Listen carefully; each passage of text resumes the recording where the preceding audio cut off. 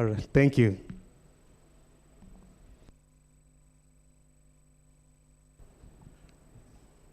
Yeah, good afternoon, everyone. It's a few minutes to afternoon, I think. Just about, yeah. Okay, so thank you for making time to our panel. And I really wanted to appreciate the organizers of this summit to actually have a moment to remember that we in a world where we are being driven by AI. So setting a particular segment to be able to unpack what are the kind of technologies which are driving this artificial intelligence, and being able to identify eminent panelists who are able to unpack this for you in a way that you can easily understand, and also more importantly, operationalize it in your businesses. So without further ado, I wanted to take this moment to introduce. There'll be 4 panelists in my session. We have 2 panelists who are here with me, and we have 2 panelists who are joining us virtually. I just wanted to check with the media team whether they are following us and whether they'll be able to get the cue to introduce. And not yet? All right.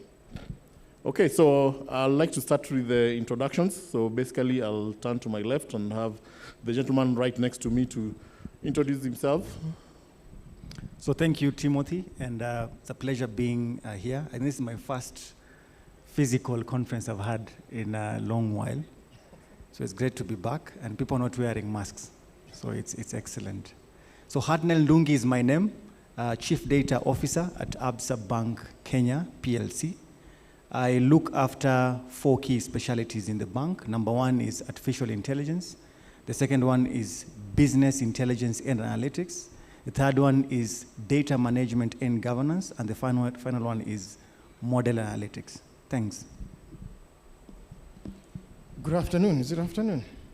Exactly. Wow, not often you actually get to hit the nail on the head. It's exactly noon. Thank you very much, Timothy, and the entire CIO team. My name is Oscar Limoke. I'm the CEO and co-founder of Power IT Solutions. Power IT Solutions is a Google Cloud Solutions provider largely on Sub-Saharan Africa. We provide different support to different businesses, largely focusing on SMBs. And my role is to try help different SMBs or organizations in the SME sector figure out how they can leverage the best of cloud and most importantly, drive insights and intelligence that would help their business growth. Growth for their business is good for me because it means growth for our business as well. Thank you. Thank you. Yeah, and over to the virtual platform. We have Michael. Michael, are you able to hear us? You can take it off with your introduction.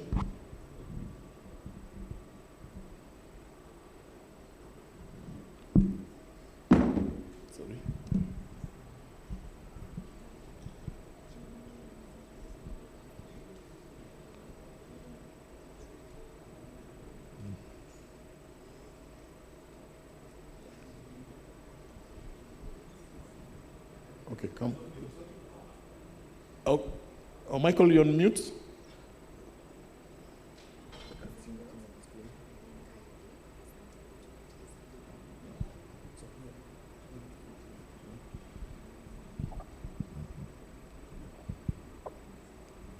Okay, we can proceed to our other guests from Nigeria. Kindly introduce yourself. Hello, good afternoon, everybody. Can you hear me? Yeah, loud and clear. Great. It's great to be here. Thanks for inviting me. It's 10 a.m. here, so I think we're just about 2 hours ahead. My name is Kyle Diodemi, former AI and cognitive technology at EcoBank. Currently, I'm a managing partner at OnTrek, a managed infrastructure firm that focuses on data centers and cloud computing opportunities. So it's great to be here with the panelists. Thanks for inviting me. Yeah, thank you. Michael, are you okay now? You can introduce yourself.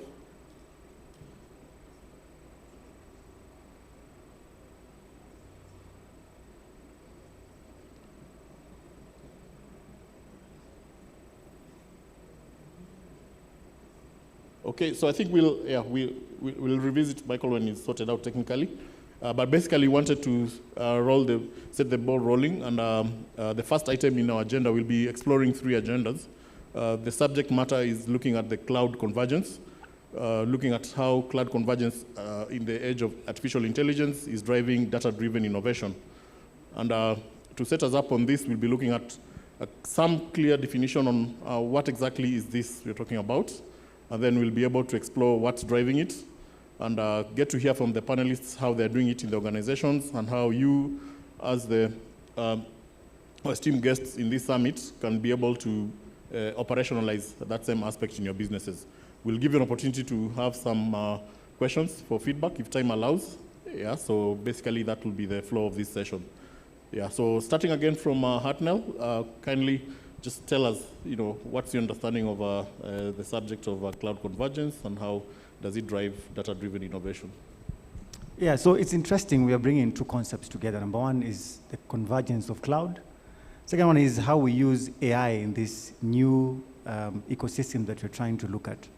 So interestingly, I think most of you have the clear definition of AI. There are multiple definitions. I actually like first off simplifying it, is that when you look at AI, this is the use of computer systems, programs, as well as machines to try and simulate human intelligence. And you have multiple categories, but I actually like classifying them into 6. So number 1 is machine learning. I think most of the people who are data scientists or people who have had an opportunity to use data science tools know about machine learning. The second one is obviously neural networks and deep learning. Then we have robotics, which is something that is also gaining ground. We also have fuzzy logic. We have expert systems, and we have NLP, natural language processing.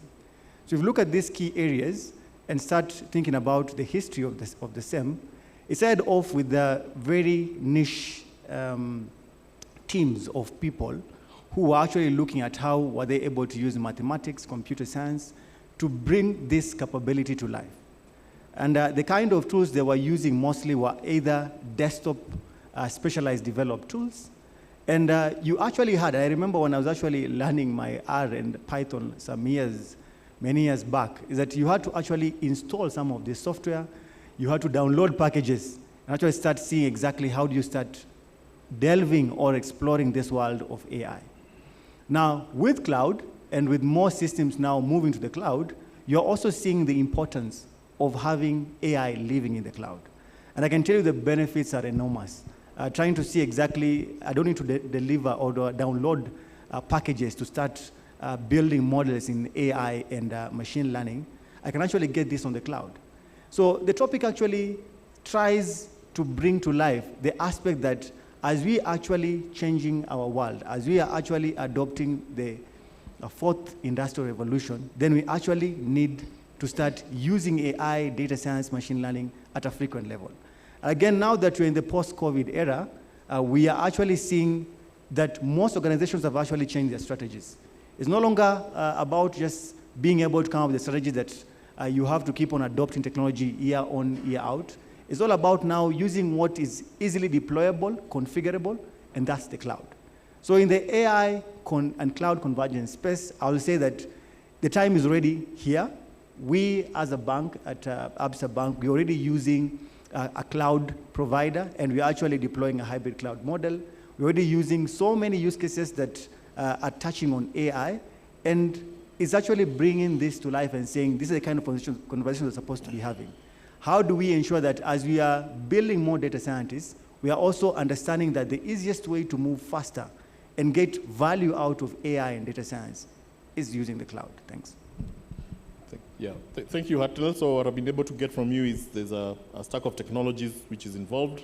There is infrastructure that enables that technology to flourish, and there's the innovation that comes through the business processes. Yeah. So wanted to move to Oscar, but before Oscar, maybe we can listen from Kayode. Kayode, if you're able to get us, what builds do you have on the what just Hartnell had said on what's driving the subject? Yeah, sure. Thank you once again. I have a a different perspective, not totally different, but yes, on the technology side, it's obvious that the technologies available are required to actually execute and deliver AI solutions. However, first, in terms of what is driving it, is obviously digital and automation, the need for digital and the need for automation. So you're looking at gigantic amount of traffic of users coming on the internet, requesting for so many things, so many kinds of services, and the infrastructure that is required to provide those services are limited. So the scope of what needs to be delivered is bigger and larger, and that's what brings about, or let me say that is why there's a need for cloud, because the most important thing that cloud brings on the table that most people do not understand is that cloud delivers computing as a utility. So meaning that if you want to go fast, you can remain where you are, continue to use or deliver technology using the technology stack that you have now.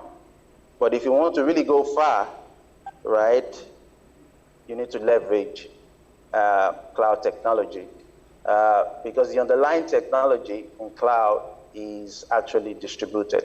So let me make this a little bit simpler. So if I've got a data center in Nairobi, for example, and I have another data center in Cape Town, right? And I have the same software, the same application running on the same data center. And I have users in both countries. But something happens in Nairobi, users in Nairobi cannot consume that service for one reason or the other, right? But that doesn't mean that the users should be aware that there's something wrong with my infrastructure, okay? When was the last time any one of us heard that Google went down? Or when was the last time any one of us heard that Amazon went down? So the underlying infrastructure that's required to provide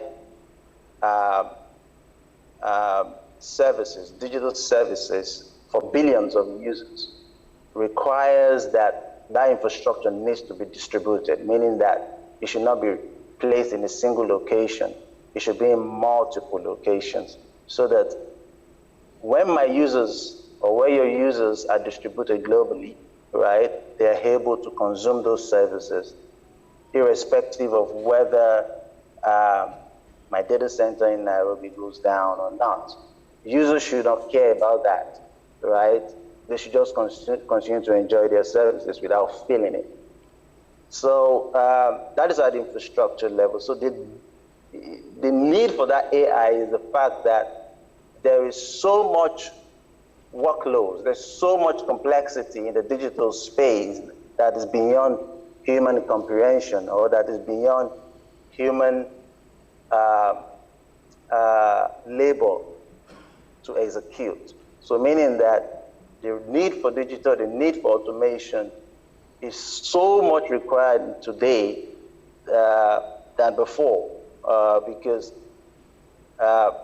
shareholders, for example, want returns on revenue, returns on investment. They want revenue growth as well. There's also need for speed. Everyone is yearning for jobs.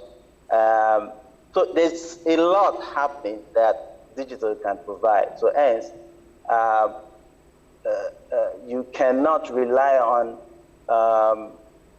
manual processes to execute very, very difficult and complex tasks if you actually want to deliver services to your consumers at a very, very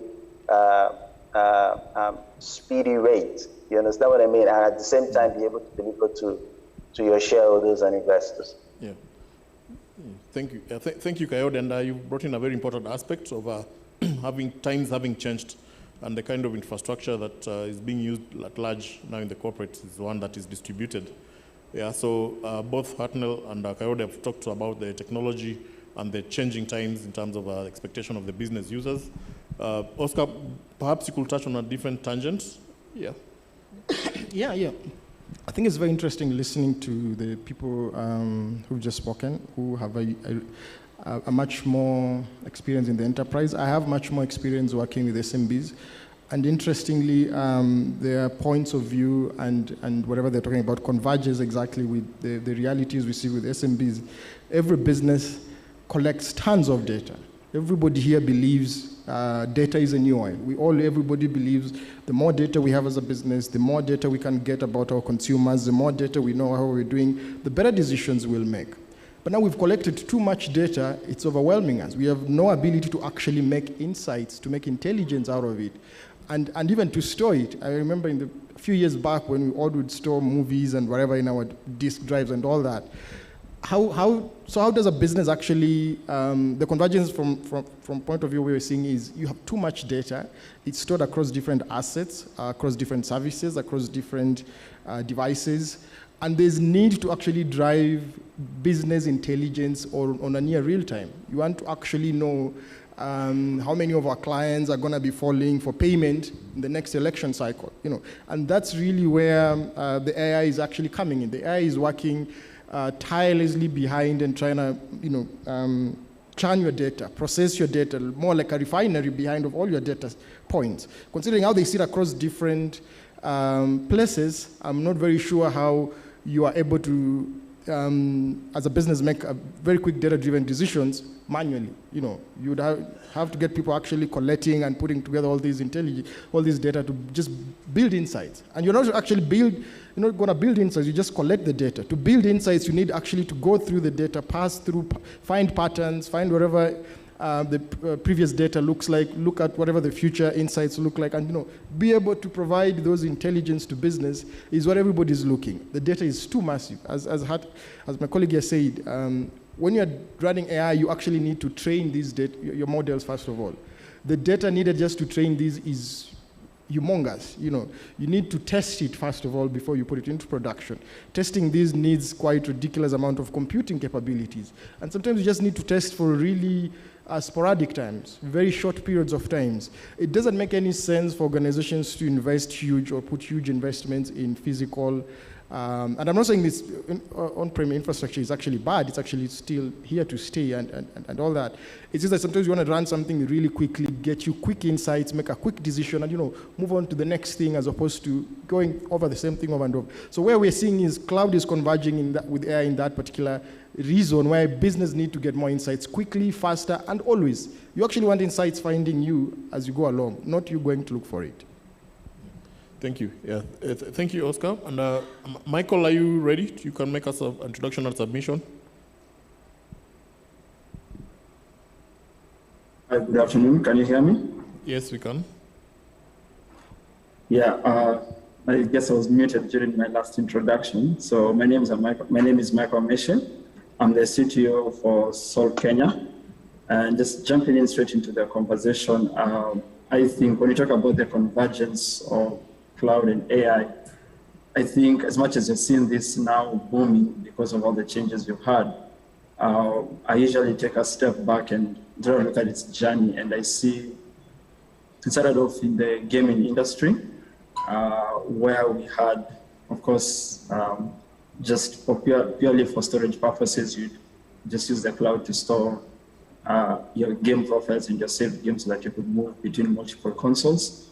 We moved towards the point of streaming, and now we're at a point where you have multiple people playing their games together on online multiplayer platforms. And now we have gone to the point where we are looking at using cloud resources to actually do all the computing. And I think, and beyond that, not just the computing in terms of your graphics and just taking the load away from your PC or your console, also the AI is used on these platforms. There are AIs that are leveraging cloud to near extremes usually say the best, if you really want to look at where AI is going, quick place to just have a quick look is how it's been used in the gaming industry. And you sort of get a picture of where it's heading.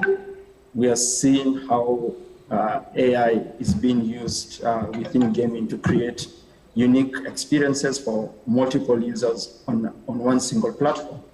You have the experience in games such as you have the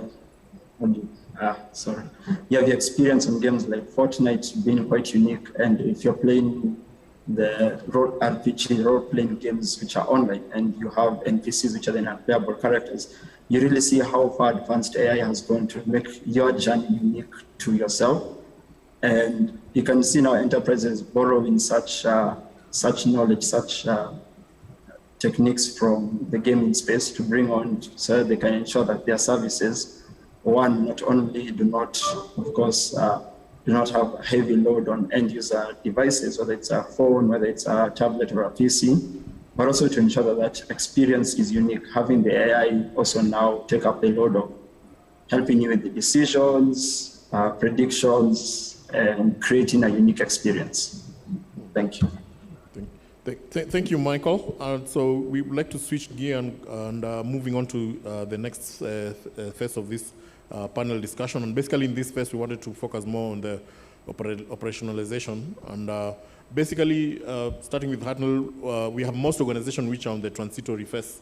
So there's the current state, and then we're looking at the future state. So basically, in 2 or 3 words, what are some of these best practices that you've encountered in your day-to-day role, and that you, without sounding prescriptive, that will generally set as considerations for the panel? It's a very exciting and interesting question, Tim, because I think it's a topic you can speak about the whole day, just walking through the maturity cycle of AI. How do you set up, how do you identify the proper need for AI? What I'll do, I'll just share some best practices.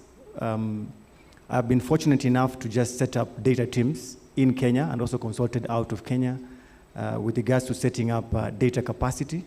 Currently, I have a team of roughly 40 people. A quarter of that is data science and AI. So I can say you have to start small. Number one, the maturity journey of adopting AI starts by being aware that, one, we do have the way we do things in our organization, and there's the best way we can actually do the same using artificial intelligence. And do not think about the bots and the robots. Most of this will not actually give you value.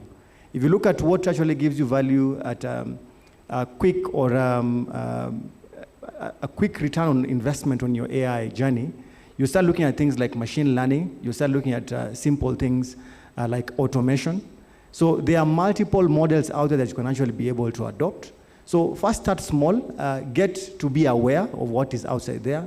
Then number 2 is apply a use case approach to actually delivering your AI initiative.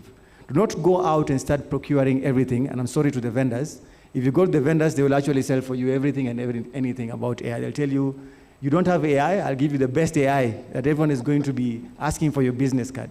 No, just go and talk to the business users. What challenges do they really have with regards to how they run their businesses? Remember, some of these challenges may be solved by other people in the organization, but you will bump into 1 or 2 that can actually require AI skills. Number 3, I think capacity is very important. Fortunately, I've hired most. I've also lost most. I know right now Microsoft, AWS, Safaricom are on the hunt, so they'll go for your data science and engineers. I usually go for a hybrid model. As you try and recruit and retain the best talent, also try and train internal talent.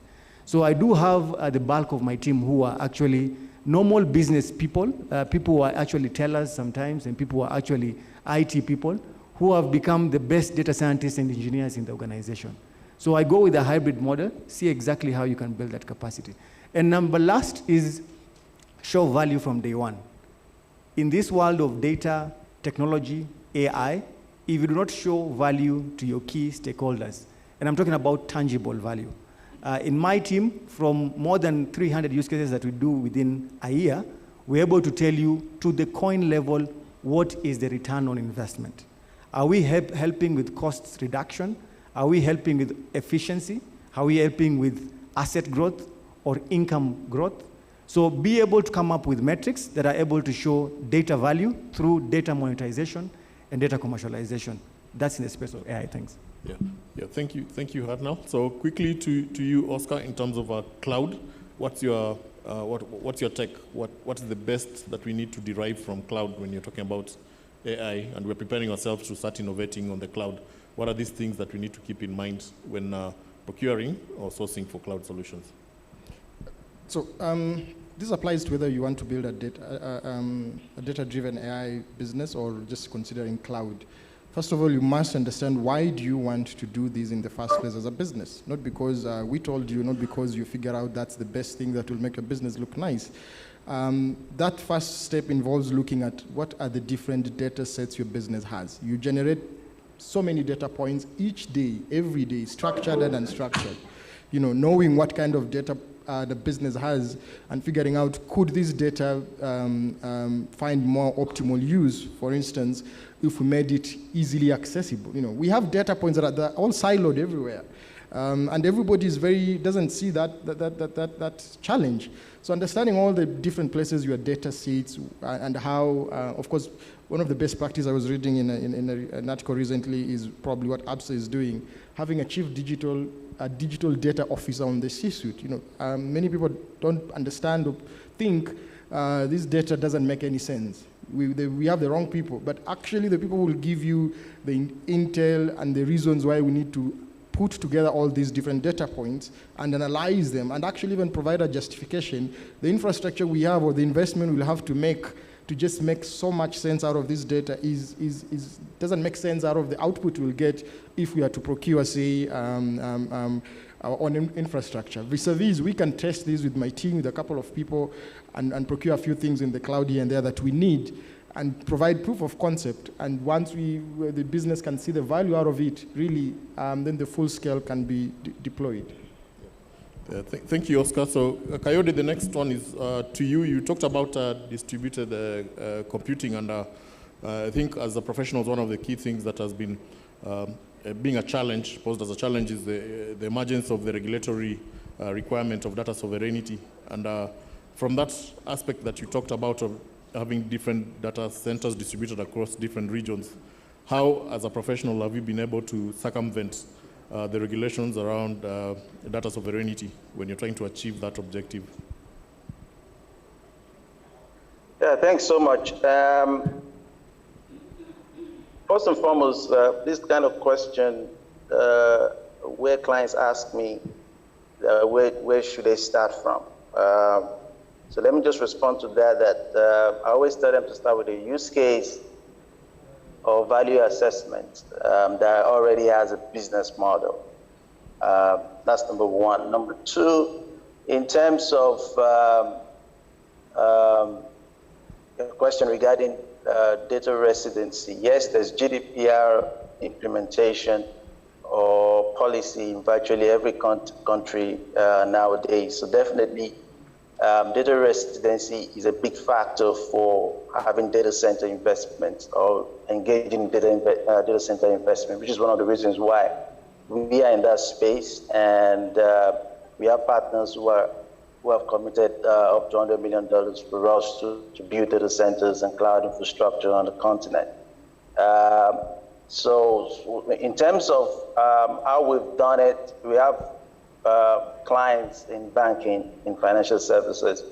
So one of the examples we do is that, or implemented with them, is making sure that, because banks have their own data centers, and because there's the push and demand to go cloud, critical systems, or let me say highly sensitive data, is being advised to be kept locally while you leverage any other services in the cloud, while also leveraging things like your VPN or private network to branch into the cloud whenever you need to consume cloud services.